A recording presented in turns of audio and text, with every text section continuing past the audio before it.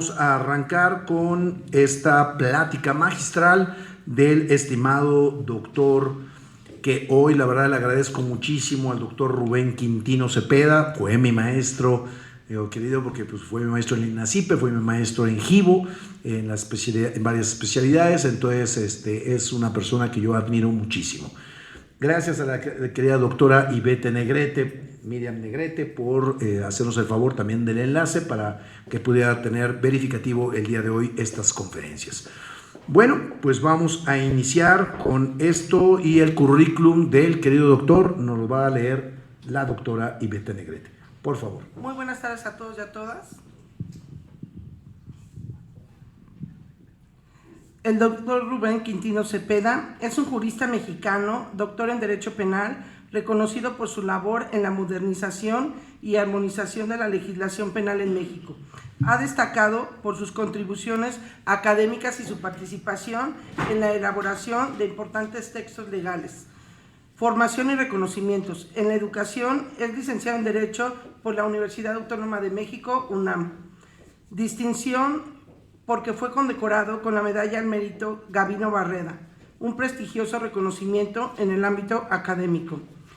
Como carrera profesional de aportes, el doctor Rubén Quintino Cepeda ha trabajado en investigación y legislación penal en México, incluyendo su labor en el Instituto Nacional de Ciencias Penales, en el INACIPE desde el 2005. Ha participado en la armonización de 27 códigos penales para la República y fue parte de la comisión redactora del Código Nacional de Procedimientos Penales. También ha explorado la aplicación de tecnología en el derecho penal. Fue responsable de diseñar el modelo de imputación penal de las personas morales en México. Dentro de sus publicaciones destaca que es autor de un tratado sobre derecho penal y ha publicado diversas obras sobre el tema en México. Participó en la comisión redactora del Código Nacional de Procedimientos Penales y hoy el tema es el estado actual de la teoría del delito. Le doy la más cordial bienvenida. Es un honor que haya aceptado la invitación. Muy buenas tardes a todos y a todas. Quiero comenzar agradeciendo al doctor Ricardo Amezcua la amable invitación que me hizo de participar esta tarde. Agradecer a Ivette, agradecer a la Consolidación Internacional de Abogados por tan amable invitación que me hacen de participar con un tema maravilloso que es el estado actual de la teoría jurídica del delito. Para ello, pues primero que nada hay que mencionar qué significa la teoría jurídica del delito y dónde podemos desprender dicha teoría. ¿De dónde se desprende? Bueno, pues la teoría jurídica del delito se desprende de nuestro Código Penal vigente. Por ejemplo, nuestro Código Penal para la Ciudad de México, del artículo 1 al artículo 14, comprende pues un listado de artículos que se estudian bajo la rúbrica de teoría de la ley penal. La teoría de la ley penal es del 1 al 14. Luego viene el título segundo, teoría del delito. La teoría del delito pues empieza con el 15, principio de acto, hasta el 29, las causas de exclusión del delito. Cuando pertenecía a la comisión redactora de aquel lejano año, pues hace 10 años, en 2015, en que armonizamos el Código Penal para la Ciudad de México al Código Nacional de Procedimientos Penales, un servidor tomó la responsabilidad, creo yo, de redactar el artículo 29 del Código Penal vigente de la Ciudad de México. Ese artículo 29 que ahora tiene una nueva estructura, una estructura que se corresponde con el artículo 405 del Código Nacional de Procedimientos Penales. Bueno, la teoría de la ley penal del 1 al 14, la teoría del delito del 15 al 29. Después viene la teoría de las consecuencias jurídicas del 30 al 122. Así se subdivide la parte general del Código Penal para la Ciudad de México. Por lo tanto, cuando hablamos de teoría del delito, pues estamos hablando concretamente del 15 al 29. Ahora, el artículo 15, ¿qué dice? Bueno, pues dice artículo 15, paréntesis, principio de acto, se cierra el paréntesis. ¿Qué es el principio de acto? Nos dice, el delito solo puede ser cometido por acción o por omisión. A eso se le llama principio de acto, lo que significa que desde que tenemos un caso concreto, nosotros tenemos que identificar si estamos ante una acción o ante una omisión. Por ejemplo, cuando conducimos un automóvil y encontramos una Y, a la izquierda nos dice omisión, a la derecha nos dice acción. Así es el principio de acto. Tenemos que tomar una decisión. ¿Por dónde vamos a transitar? ¿Cuál va a ser el centro natural del juicio de reproche? ¿Una acción o una omisión? Por ejemplo, pongamos un caso concreto. Una persona lleva a su hijo al hospital porque el niño se pegó en la cabeza. Un niño de 5 años de edad. Y la señora, la abuelita, lleva al niño al médico. El médico, tan pronto como recibe en su consultorio al paciente, le da un calmante para el dolor y luego lo da de alta.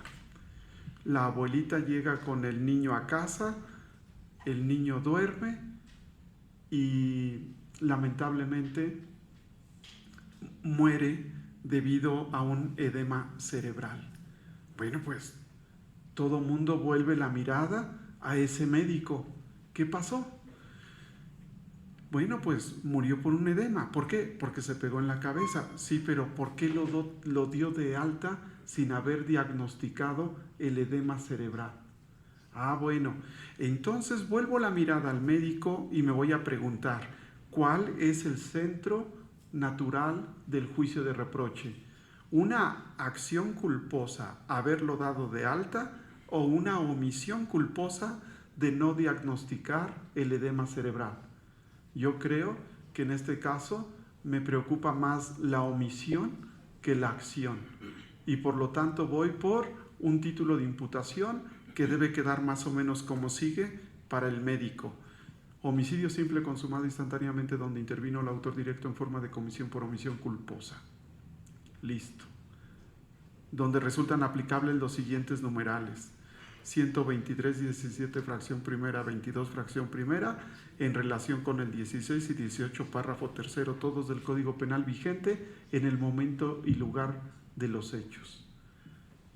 Entonces, el principio de acto es fundamental, no solamente porque me permite identificar luego que conozco un asunto, si voy por la acción o por la omisión. Pensemos en otro caso. Una persona choca o atropella simplemente a un ciclista por descuido, porque el sujeto va a prisa, pasa la luz roja del semáforo y chocó de tal manera que ahora lesionó a un ciclista. El sujeto baja de su automóvil, se percata de la gravedad de la lesión que le causó al ciclista y sin embargo se retira, se da la fuga. El ciclista no muere por el impacto, por la acción culposa, muere por la falta de ayuda, porque se desangra, y se puede demostrar rápidamente que de habérsele ayudado no se habría muerto. Entonces, principio de acto, artículo 15, el delito se puede realizar en forma de acción o de omisión. Aquí voy por una acción culposa o por una omisión dolosa. Por una omisión dolosa. Y entonces rápidamente transito al artículo 16. El artículo 16 de nuestro Código Penal para la Ciudad de México se llama omisión. Omisión impropia o comisión por omisión, así se llama. Y rápido me llevo a este sujeto por homicidio consumado instantáneamente donde intervino el autor directo en forma de comisión por omisión dolosa eventual. ¡Wow! Perdón que sea tan rápido, pero Pues esos son los elementos para clasificar un hecho. Ya los habrán identificado. El tipo penal, homicidio. El grado de ejecución, consumado instantáneamente. La forma de intervención, donde intervino el autor directo. La naturaleza de la conducta, en forma de comisión por omisión, en este caso, dolosa eventual. Pero a mí me gusta decirlo veloz y tan acelerado como el conductor de quien les hablo. Por eso puedo decirlo. Hoy veía en el Facebook que un abogado citaba la frase de un servidor en estos términos. Una vez dije que llegaría el momento en que las personas aprenderíamos a clasificar un hecho en un tiempo no mayor al que tarda en cambiar la luz roja de un semáforo. Y ese momento se está acercando. O sea, yo creo que tenemos que ser capaces de clasificar un hecho en un tiempo no mayor al que tarda en cambiar la luz roja de un semáforo. Es decir, de golpe, rapidísimo. Bueno, entonces ya tenemos el artículo 15, identificar la acción o la omisión. Si voy por la comisión por omisión, me voy al 16. Comisión por omisión, ya que sea dolosa o culposa, según se trate. En el caso del médico, es una comisión por omisión culposa. En este último caso del conductor descuidado que se retira a pesar de lo que hizo, a pesar de que es consciente de lo que hizo, se fuga, bueno, pues es una comisión por omisión dolosa eventual. Posteriormente, vamos a despejar los elementos de la comisión por omisión. Eso es muy importante. ¿Qué elementos tiene el artículo 16? El 16 de nuestro Código Penal para la Ciudad de México cuenta con 3 fracciones. Fracción primera, para responder en casos de comisión por omisión, se necesita ser garante. Fracción segunda, se necesita que el sujeto haya podido evitar el resultado. Ese es un juicio de evitabilidad del resultado. Y fracción tercera, se necesita que la omisión equivalga a la acción prohibida en el tipo.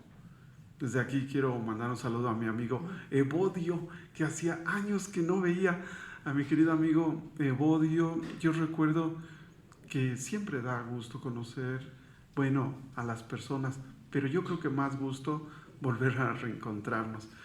Creo que en el INACIPE tomamos clase por ahí de 2005.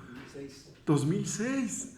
Es decir, estamos hablando de hace 20 años. ¡Wow! ¡Qué padre! No, al contrario, me estoy acordando de mi maestro Huitrón Fuentevilla. Lo vi hace 2 años y a pesar de que es una persona ya muy mayor, me acerqué y le dije: maestro, usted me dio clase en la Facultad de Derecho de la Universidad Nacional. Me preguntó: ¿cómo se llama? Rubén Quintino. ¿Usted es Rubén Quintino? Sí, me acuerdo de usted. Usted era un estudiante muy brillante. Le dije: wow, en mis ayeres. Ahora, pues, cuando iba en la facultad, pues era delgado, ceñido, fruncido, funeral y ceremonioso. Ahora he ganado bastante peso, maestro. Pero bueno, mi maestro Huitrón Fuentevilla se dedicó, y como desde siempre, al derecho familiar. Él es el padre del derecho familiar en México. Pero bueno, hecho este paréntesis, pues porque, pues como les digo, sobre todo hay que conocer a las personas, pero quizá más emotivo sea cuando recordamos a los grandes amigos. Entonces, pues les decía que el artículo 15, acción o omisión, el 16, comisión por omisión, y el 16 tiene 3 grandes fracciones. Para eso hay que ser garante, fracción primera. Segunda, hay que hacer un juicio de evitabilidad para demostrar que pudo haber evitado el resultado. Y tercero, hay que hacer una cláusula de equivalencia entre la omisión y la acción prohibida en el tipo. ¿Qué significa ser garante? Garante significa hacer cierto algo, y por lo tanto una persona es garante cuando tiene un deber jurídico de actuar.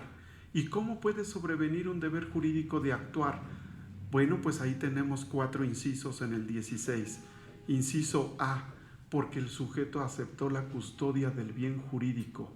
Eso se llama calidad de garante sobrevenida por asunción, porque asumió. Asumir viene asunción viene de asumir precisamente. Bueno, el inciso B, afrontar riesgos de la naturaleza. Por eso se comprende que un excursionista es garante de los demás, o que un alpinista es garante de los demás, porque ellos afrontan peligros propios de la naturaleza. La inciso C se llama calidad de garante sobrevenida por injerencia, es decir, debido a un comportamiento culposo precedente. Y la inciso D, también se puede ser garante cuando existe una estrecha relación de vida, como lo es la familia. Por eso el cónyuge es garante recíproco de su cónyuge. Por eso el papá es garante de sus hijos, en virtud de lo dispuesto en el artículo 16, inciso D. Entonces, ahí tenemos más o menos la estructura de la comisión por omisión. Es muy importante. Luego nos vamos al 17. El 17 tiene 3 fracciones. Fracción primera, consumación instantánea. Segunda, permanente. Y tercera, continuada. Vamos a ver un ejemplo de una y otra. Imaginen ustedes, en los casos que hemos planteado, hemos hablado del 17 fracción primera, porque son casos de homicidio consumado en forma instantánea. Ahora bien, hay casos en donde uno se plantea si estamos ante una consumación instantánea o continuada, como un caso donde un sujeto le impuso la cópula a la víctima en la mañana, en la tarde y en la noche del mismo día. Entonces me llaman y me preguntan: Quintino, ¿cuál sería el grado de ejecución del hecho en este caso? ¿Qué caso? Respondo. Pues fíjate que una persona le impuso la cópula a la víctima en la mañana, en la tarde y en la noche del mismo día. Instantáneo, diversos 3 o continuado. Bueno, pues yo creo que si no ha cesado la violencia que mantiene el sujeto activo sobre la víctima, nos podríamos ir por una violación agravada consumada continuadamente, donde intervino el autor directo en forma de acción dolosa. Violación agravada consumada continuadamente, donde intervino el autor directo en forma de acción dolosa. Oye, Quintino, a mí me parece que son 3.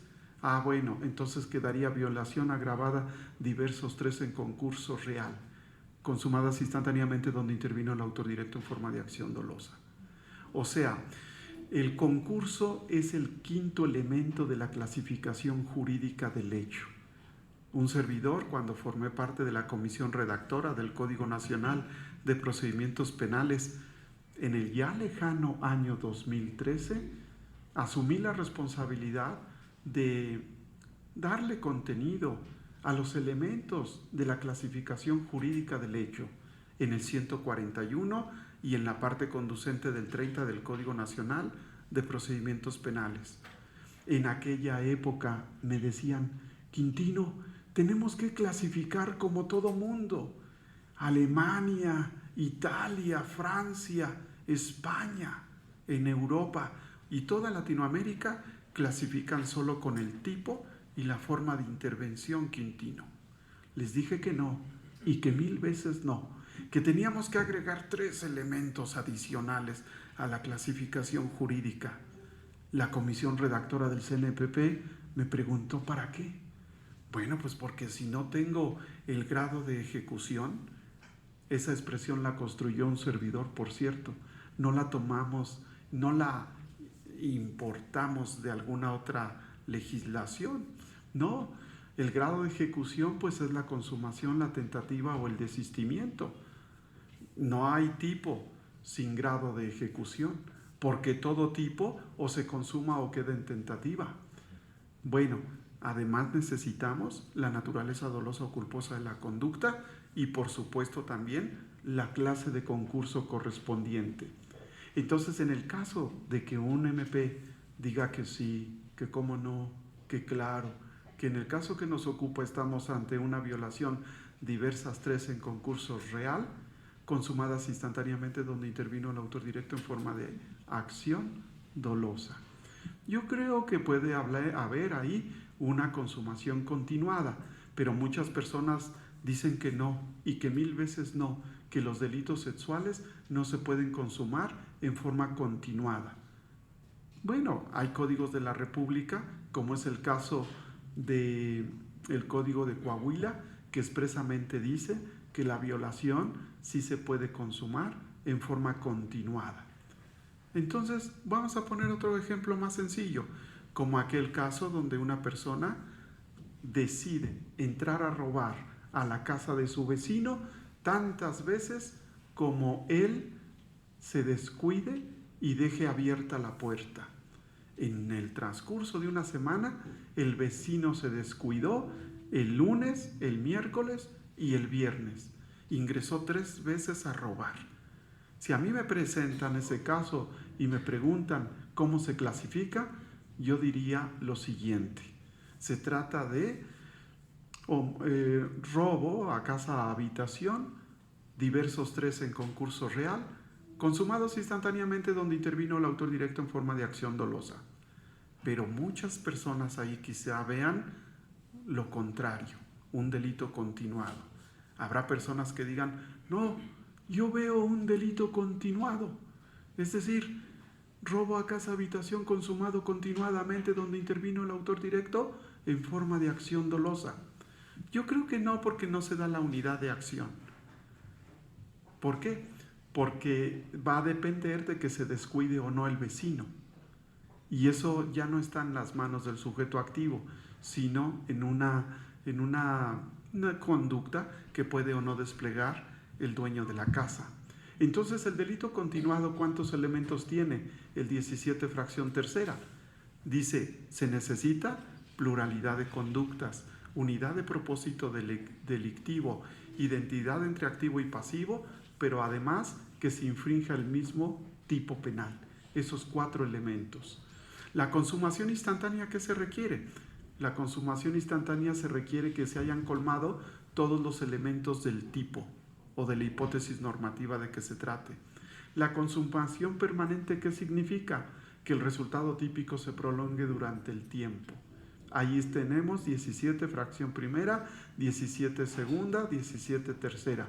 Entonces ya hemos avanzado con 3 artículos. 15, principio de acto. 16, comisión por omisión.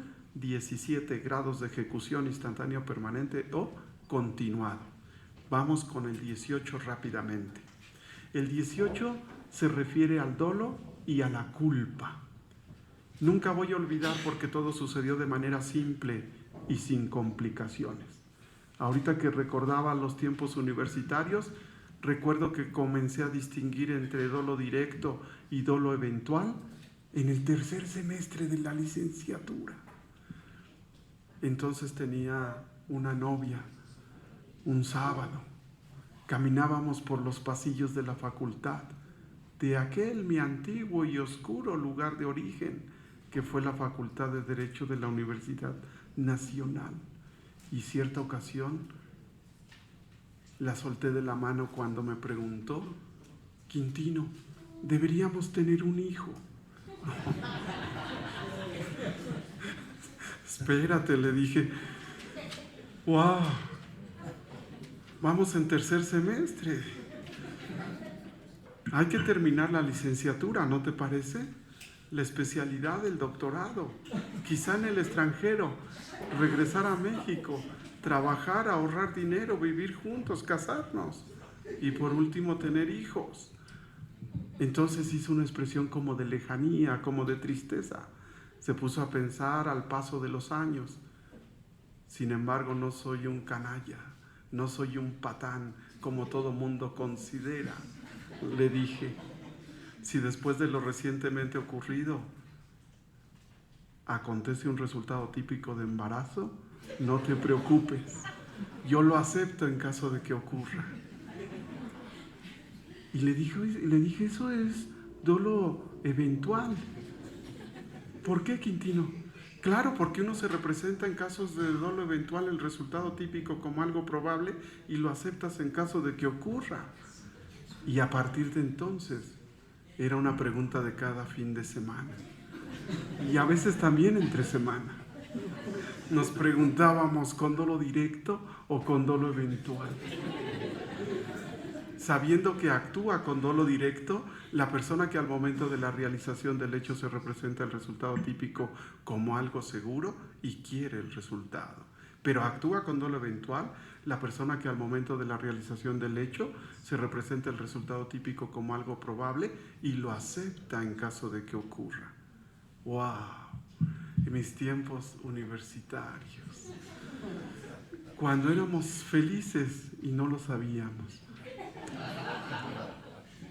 Yo me prohibí, por cierto, regresar a mi antiguo y oscuro lugar de origen. No he vuelto, no he regresado. Ya algún día haré las paces conmigo mismo, pero es que en aquella época, habiendo publicado 3 libros como estudiante, me sentí como asediado, como observado.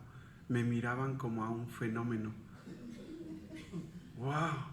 No, nunca he querido regresar. Pero bueno, esa es otra historia, mis queridos amigos. Por el momento ya llevamos el artículo 15, principio de acto, 16, comisión por omisión, 17, consumación instantánea, permanente o continuada, 18, dolo directo, dolo eventual. Pero ahora nos falta la culpa. ¿Qué significa culpa? No hay una palabra más linda, más hermosa, que sea la palabra descuido para definir la culpa, porque descuido significa infringir un deber de cuidado. Por eso yo no entiendo cuando las personas dicen no hay cuidado o no tenga cuidado. Bueno, actuar culposamente significa quebrantar un deber objetivo de cuidado.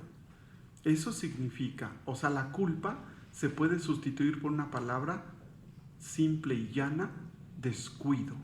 Eso es actuar culposamente, cometer un descuido, infringir un deber objetivo de cuidado.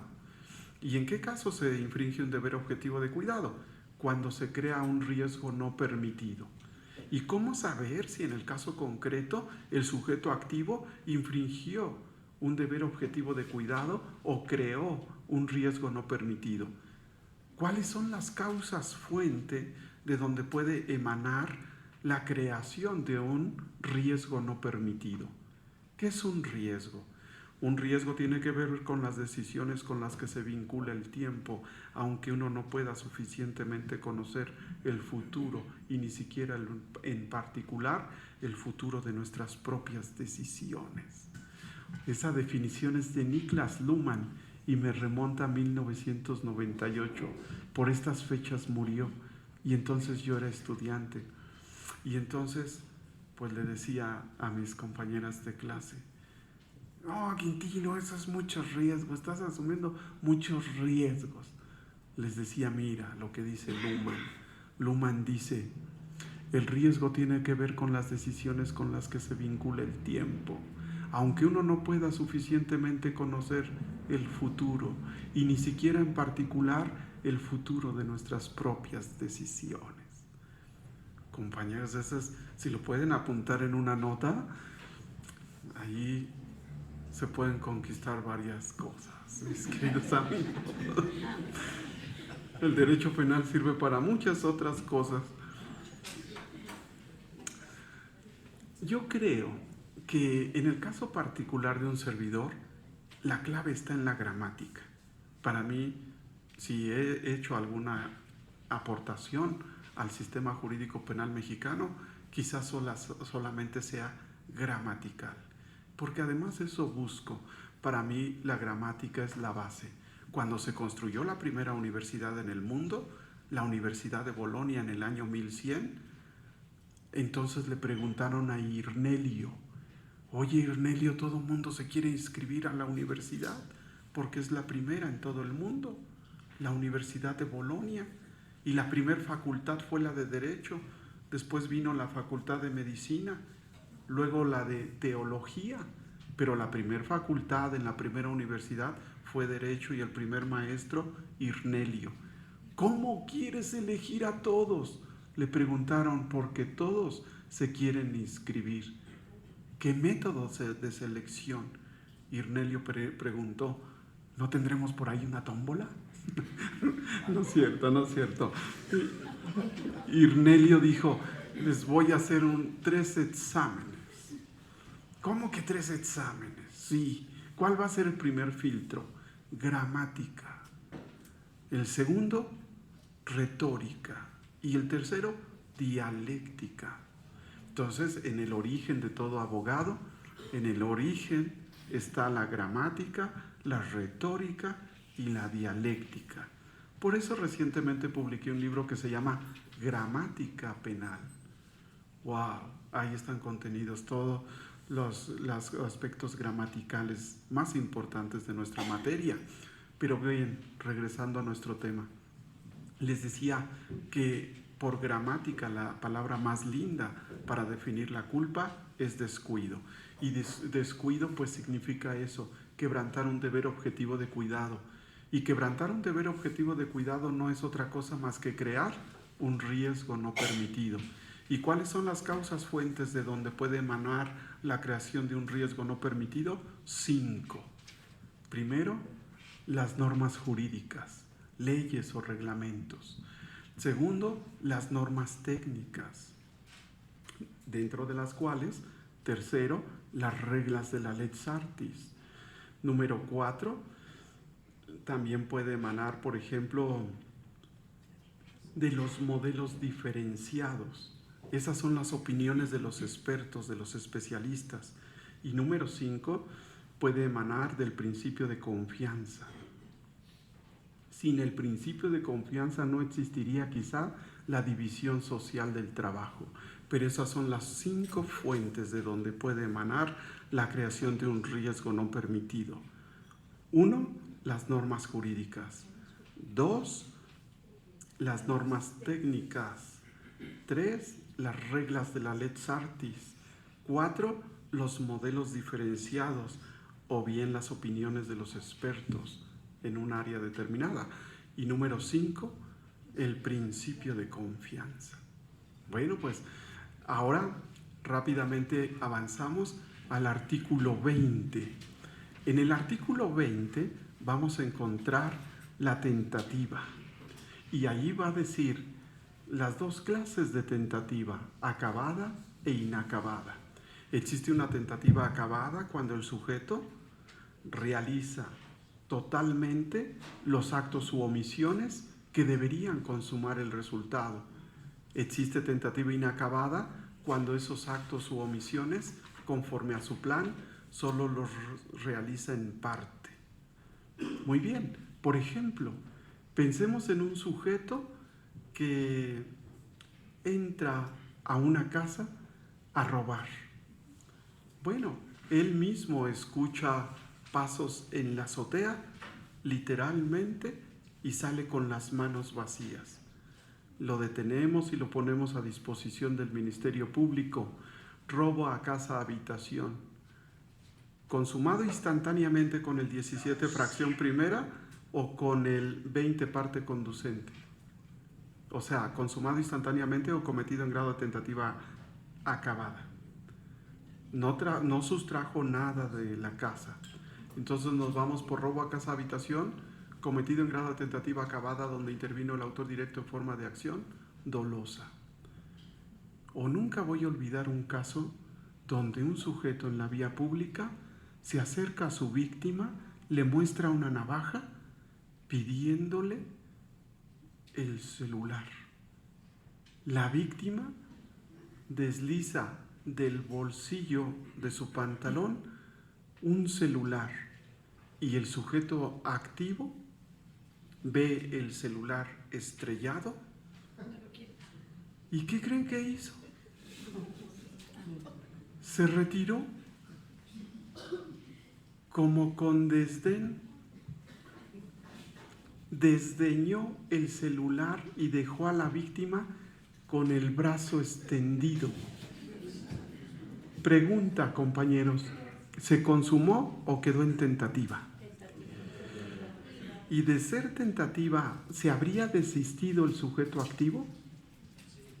El 21 nos habla del desistimiento y nos dice el artículo 21 que no se le impondrá pena ni medida de seguridad a quien voluntaria y espontáneamente se desista de su tentativa. ¡Wow! Cuando ocurrió ese caso, me llama un agente del Ministerio Público de Tlalpan. Maestro Quintino, ¿cómo está?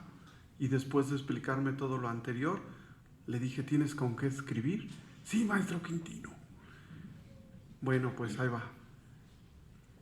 Yo creo, le dije, que se trata de un robo a transeúnte respecto de un celular cometido en grado de tentativa acabada ineficazmente desistida donde intervino el autor directo en forma de acción dolosa. ¡Wow! Semanas después me llamó el entonces procurador del estado de Hidalgo y me planteó un caso igualmente atractivo desde el punto de vista técnico. Me dijo, maestro Quintino, ¿puede venir aquí a Pachuca, Hidalgo? Le dije que sí, que cómo no, que claro. Y al llegar me planteó un caso y me pidió de favor que no lo comentara con nadie. Por eso mismo quiero que lo sepa todo el mundo. ¿Cuál era ese caso? Me dijo que un feminicida había lanzado gasolina a su cónyuge y enseguida un cerillo. Acto seguido, el propio sujeto activo sofocó el incendio y llevó a la víctima a una clínica hospitalaria donde sobrevivió con el 90% de su cuerpo quemado. ¿Cuál sería la clasificación jurídica, maestro Quintino? Recuerden que una persona debe clasificar un hecho en un tiempo no mayor al que tarda en cambiar la luz roja de un semáforo. Entonces le dije que se trataba de un feminicidio cometido en grado de tentativa acabada donde intervino el autor directo en forma de acción dolosa. Me dijo, oiga maestro, pero ¿qué pasaría si algún despacho de defensores en este mismo caso alegara un desistimiento eficaz? Porque el desistimiento eficaz se presenta cuando el sujeto activo, voluntaria y espontáneamente, evita la consumación del resultado. Aquí el sujeto activo evitó la consumación de la muerte de su esposa. Le dije, no, yo creo que habiendo así un despacho, lo dudo mucho, ¿verdad? Pero el agente del Ministerio Público en su alegato de clausura bien puede decir lo siguiente. Honorable Tribunal de Enjuiciamiento, los hechos que nos ocupan para esta representación social son susceptibles de la siguiente clasificación jurídica. Feminicidio cometido en grado de tentativa acabada ineficazmente desistida, donde intervino el autor directo en forma de acción dolosa. O sea, un desistimiento ineficaz. O sea, no se le tiene que beneficiar a esa persona excluyéndole la pena establecida para la tentativa de feminicidio. Y entonces es así como hemos transitado rápidamente por el 15 principio de acto, 16 comisión por omisión, 17 consumación instantánea permanente o continuada, 18 dolo o culpa, y luego de ahí dimos un salto al 20 tentativa, 21 desistimiento y llegamos al 22. El 22 tiene las formas de intervención. Las primeras 3 fracciones del 22 es respectivamente autor directo o coautor y autor mediato.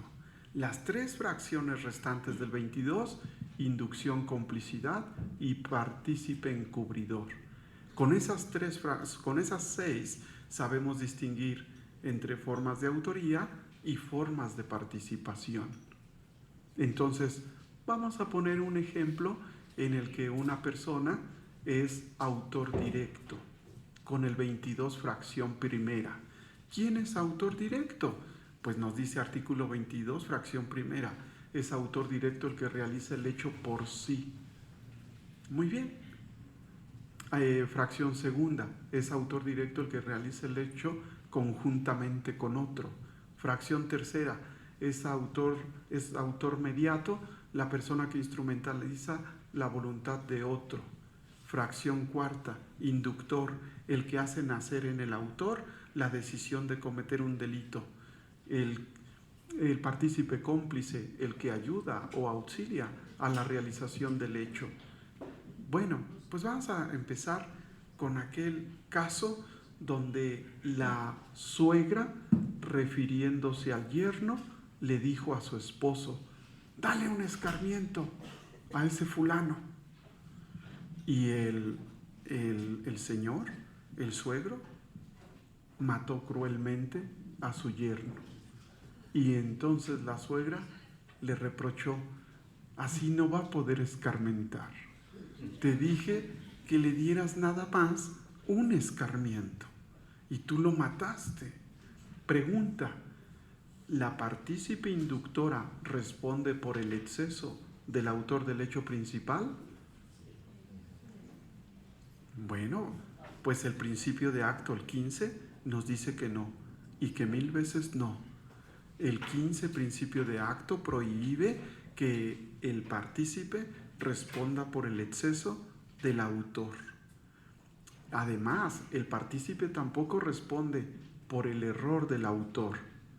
Por ejemplo, una vez en Colima había una persona que, señalando a la víctima, contrató a un sicario diciéndole: mata al número 10 de un partido de fútbol. Todos traían su camiseta. Al 10. Y sin embargo, ¿a quién creen que mató? Bueno, pues a otro del mismo color, pero no era el 10. No, pues pregunta: ¿el partícipe puede responder por el error del autor? No. Y eso se llama principio de acto. El principio de acto significa que cada uno responde por sus propios actos. Y si eso es así, entonces los partícipes no responden ni por el exceso ni por el error de los autores. Una vez, me parece que en Sonora, una persona contrató a un sicario y le dijo: mira, quiero que le des muerte a 2 personas que se casan a tal hora en una iglesia. Y el sicario tomó nota, dijo que sí, que cómo no, que cuánto. Bueno, habiéndose puesto de acuerdo, pues fue a la iglesia, esperó a que sonara la campana y salieron los recién casados y les dio muerte. Y luego se demostró que se había equivocado, que no era la pareja o sea, te contraté para algo y haces otra cosa. Pregunta: ¿el inductor responde por el error del autor? No. Y ahí está la clave, mis queridos amigos. Los partícipes, inductores o cómplices no responden ni por el error ni por el exceso del autor. Muy bien, ahora vamos a otro supuesto de hecho. Una vez, nunca lo voy a olvidar porque todo sucedió de manera simple y sin complicaciones, me plantearon este caso, ocurrido en Villahermosa, Tabasco. Una persona, me dijo un magistrado, pudo evitar la agresión sexual de que había sido objeto su hija de 14 años a manos del padrastro, y no lo hizo. ¿Cómo que no lo hizo?, le dije. Ella pudo evitar, la mamá, la agresión sexual de que fue objeto su hija. Sí lo pudo evitar y no lo hizo. ¡Wow! Le pregunté: oiga, magistrado, ¿y se había puesto de acuerdo la mamá y el padrastro? No. ¿El padrastro sabía que estaba presente y estaba presenciando los hechos la mamá de la víctima? Tampoco. Entonces, ¿quién sabía? Solamente la hija se percató de la presencia de su mamá y le pidió ayuda, y ella simplemente no intervino para evitar los hechos. ¿Cómo clasificaría usted ese hecho, maestro Quintino? Y entonces un servidor, ya saben, con la política de que uno debe clasificar un hecho en un tiempo no mayor al que tarda en cambiar la luz roja de un semáforo, entonces rápidamente, ¿tiene con qué apuntar? Sí, violación agravada, consumada instantáneamente donde intervino la partícipe cómplice en forma de comisión por omisión dolosa. ¡Wow! ¿Cómplice, maestro? Sí, claro, cómplice. ¿Y qué creen? Clasificaron el hecho como omisión de auxilio. ¡Omisión de auxilio! Creo que tiene una pena de multa. Con 1,000 pesos la libró. No, la señora quebrantó la libertad sexual, tanto o más que el propio padrastro. Tanto o más. Luego lo corroboré escuchando una canción. Hace poco me invitaron, porque ya empezaron las preposadas. Me invitaron a una fiesta y escuchamos una canción que se llama La Martina. ¡Wow! Rápidamente clasifiqué ese hecho. Era un feminicidio consumado instantáneamente donde intervino el autor directo en forma de acción dolosa. No tiene pierde. Pero luego me pregunté, ¿el sujeto activo no evitó la muerte de su hija a manos del feminicida? No sé si han escuchado esa rola. O sea, se trata, según entendí, de un sujeto que se casa con una niña, que porque la iglesia se la entregó. La iglesia no es nadie para entregar a una niña. Ahí está el primer error de nuestra cultura mexicana. Allí hay un tache, quizá más intenso que el que cometió el propio feminicida o el papá. Porque eso no es correcto, entregar a un niño, una niña, un adolescente. Eso no es correcto, como si fuéramos cosas. Ahora bien, se dice que pues le fue infiel y que se la llevó a su papá. Aquí está, Señor, porque me fue infiel y me deshonró. Si no la acepta consigo en su casa, entonces le daré muerte. Haz lo que tú quieras, mijo, porque la iglesia te lo entregó. ¿Seguro? Bueno, pues sacó un arma y delante del papá le dio muerte. No, hombre. Primero pensé en clasificar al autor directo feminicida. Feminicidio consumado instantáneamente donde intervino el autor directo en forma de acción dolosa. Luego volví la mirada al papá y vi a un monstruo. Uno de esos monstruos jurídicos que jamás debió venir a este mundo. Lo clasifiqué rápidamente. Feminicidio consumado instantáneamente donde intervino el autor directo en forma de comisión por omisión dolosa. ¿Autor directo? Sí, porque los padres somos garantes de nuestros hijos. Eso lo hace ser autor directo. Y ya luego se tornó un poquito más violento. Comenzaron a sacar canciones de Valentín. Valentín Elizalde en vivo. Creo que lo mataron hace 20 años. Pero una rola que dice, se dice que portaba el diablo traía una pistola tipo escuadra. No, inmediatamente pausa y si gustas lo clasificamos. Rápido, portación de arma reservada para el uso exclusivo de la Fuerza Armada Permanente, consumada instantáneamente donde intervino el autor directo en forma de acción dolosa. Y luego que la mamá le dice a los policías, denme libre a mi hijo y 15,000 pesos les pago. Y ponle pausa porque la señora, ahí está clarísimo, cohecho, consumado instantáneamente donde intervino la autora directa en forma de acción dolosa. Y que mamá no les ofrezcas nada porque las 100 vidas que debo, pausa. Homicidio calificado diverso 100 en concurso real, consumados instantáneamente donde intervino el autor directo en forma de acción dolosa. No, así nos encontramos 14 delitos. Ya luego, finalmente llegamos a una canción que se llama Los Dos Amigos. Ya más tranquilos, así, más relajados y a clasificar. Yo creo que soy un clasificador y desclasificador por naturaleza, porque puedo distinguir entre quienes son autores con el 22 y quienes son partícipes con el 22. Entonces ya hemos hecho toda una trayectoria, 15 principio de acto, 16 comisión por omisión, 17 consumación instantánea permanente o continuada, 18 dolo culpa, luego 20 tentativa, 21 desistimiento, 22 formas de autoría y formas de participación. Yo creo que en importancia vendría el 29. El 29 que redactó un servidor en el año 2015 y que ahora está vigente en nuestro Código Penal de la Ciudad de México, pues son las causas de exclusión del delito. En el artículo 29 del Código Penal para la Ciudad de México. A partir de ahí podemos extraer la definición de delito. ¿Qué es el delito? El delito es un concepto negativo. ¿Por qué? Porque lo tenemos que interpretar a contrario sensu del 29.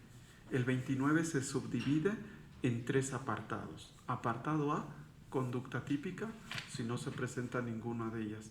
Apartado B, esa conducta es antijurídica. Y apartado C, culpable. O sea, hay muchos conceptos negativos en el Código Penal y en los códigos penales del mundo entero. Por ejemplo, si nosotros nos preguntamos ¿qué es la imputabilidad?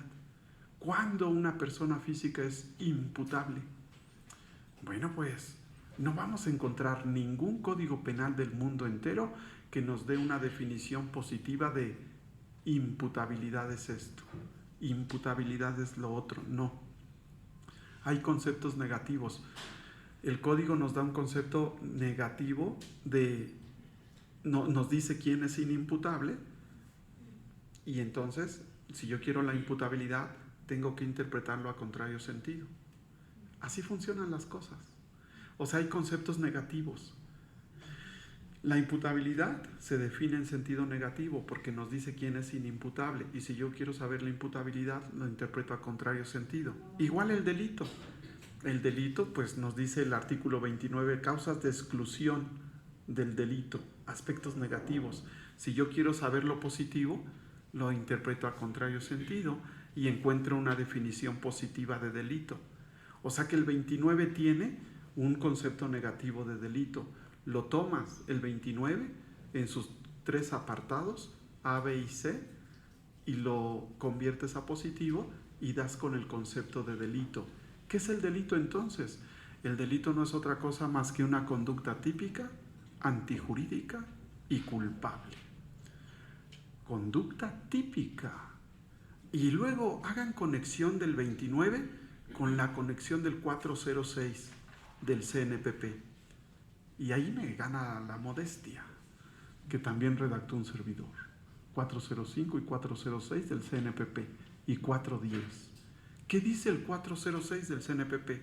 Dice expresamente: en toda sentencia condenatoria, el juzgador deberá argumentar por qué no existe a favor del sujeto activo ninguna causa de exclusión del delito. Entonces a mí me gustaría ver una sentencia condenatoria donde efectivamente el juzgador establezca: en el caso que nos ocupa, no existe ninguna causa de exclusión del delito. ¿Cuáles son? Las que están en el 29. Apartado A, causas de atipicidad. Número 1, ausencia de conducta o de voluntad. Número 2, la falta de algún elemento del tipo. El 3, el consentimiento que haya recaído sobre un bien jurídico disponible. El 4, error de tipo invencible. 5, error de tipo vencible cuando haya recaído sobre un tipo que no admita configurarse a título culposo. 6, legítima defensa, estado de necesidad justificante, ejercicio de un derecho, cumplimiento de un deber y consentimiento presunto. 11, Causas de inculpabilidad, apartado C, el estado de necesidad disculpante, la inimputabilidad, así como el error de prohibición invencible, y finalmente la no exigibilidad de otra conducta. Entonces, ¿qué es el delito? El delito en toda sentencia condenatoria tiene que demostrarse, tiene que argumentarse, y si no será motivo de agravio en apelación. Sí, por supuesto, en toda sentencia condenatoria tiene que demostrarse que no hay ninguno de estos 14 causas de exclusión del delito, 5 causas de atipicidad del apartado A del 29, 5 causas de justificación del 29 apartado B y 4 causas de inculpabilidad en el apartado C. ¿Todas cuántos suman? 14. Entonces, conclusión, un delito se presenta cuando no existe ninguna de esas 14 causas de exclusión del delito. Al menos ese fue el sentido que un servidor le quiso dar a toda sentencia condenatoria. Ahora, pues ya tenemos más o menos materia para entrar a las preguntas y evasivas. Adelante.